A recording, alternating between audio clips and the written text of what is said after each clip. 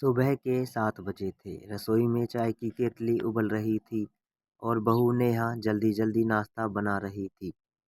तभी सास कमला देवी रसोई में आई और बिना देखे ही बोल पड़ी, "ये क्या, रोज-रोज वही आलू का पराठा? मेरे ज़माने में बहुएँ सास की पसंद पहले पूछती थी।" नेहा ने कुछ नहीं कहा, बस हल्की सी मुस्कान के साथ काम में लगी रही। लेकिन मन ही मन उसे बहुत बुरा लग रहा था। वह नौकरी करती थी, घर भी संभालती थी, फिर भी उसे कभी लगता नहीं था कि उसकी कोशिशें किसी को दिखती हैं।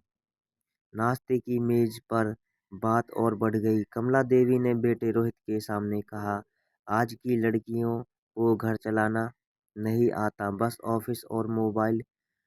रोहित चुप रहा और यही चुप्पी नेहा को सबसे ज्यादा चुभ गई। उसे लगा कि अगर आज भी वह नहीं बोली तो रोज की कहानी बन जाएगी।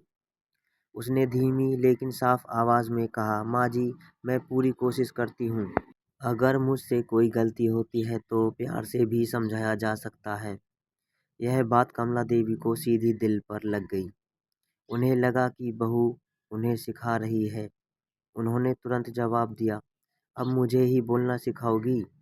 जब मैं इस घर में आई थी तब किसी के सामने जुबान नहीं खोली थी मैंने। माहौल भारी हो गया। घर की दीवारें जैसे उस तकरार की गवाह बन रही थी। दोपहर तक दोनों के बीच बातचीत बंद रही। नेहा अपने कमरे में बैठी रो रही थी। उसे अपनी माँ की याद आ रही थी, जो हमेशा कहती थी कि शादी के बाद लड़की को हर कदम संभल संभल कर रखना पड़ता है। दूसरी तरफ कमला देवी भी कमरे में अकेली बैठी सोच रही थी। उन्हें डर था कि कहीं उनका बेटा उनसे दूर न हो जाए, और शायद इसी डर से उनका व्यवहार सख्त हो गया था। शाम को रोहित ने हिम्मत करके दोनों को एक साथ बैठाया। उसने कहा, माँ, नेहा दुश्मन नहीं है और नेहा माँ भी अकेली है। उन्हें समझने की ज़रूरत है। पहली बार दोनों ने एक दूसरे की बात ध्यान से सुनी। नेहा ने माना कि कभी-कभी थकान में उनका लहजा बदल जाता है, और कमला देवी ने स्वीकार किया कि उनका गुस्सा अक्सर बिना वजह होता है। उस दिन कोई चमत्कार नहीं हुआ, लेकिन एक शुरुआत ज़रूर हुई।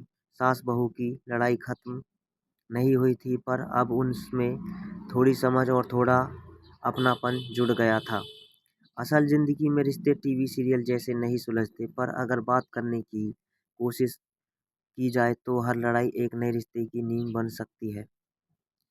गाइस, ये थी हमारी एक प्यारी सी स्टोरी। आपको ये स्टोरी कैसी लगी हमें कमेंट करके ज़रूर बताएं, और आप कैसी स्टोरीज देखना पसंद करते हैं यह भी हमें कमेंट करके बताएं।